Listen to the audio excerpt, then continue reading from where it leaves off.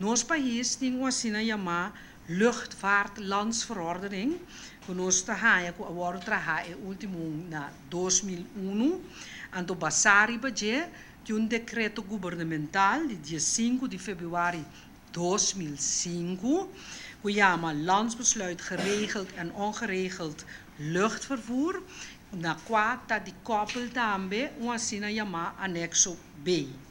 Como que me explica, hoop ik klaar, e sem dúvida de lo que nos lei explica, me pedimos da indulgência, como a parte, o texto de lei, de moda, que a prensa mesmo toma nota de lei, a prensa mesmo comprovar, e dorde a se pergunta crítico, ajuda-me para me explicar, para assim nossa população por compreender que tipo de exigência não para uma companhia de aviação.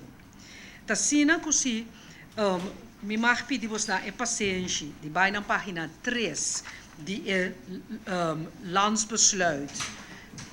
Como duna vos dan, que é o dia 5 de fevereiro, então vos dan mira artículo 6 como a hasi hel.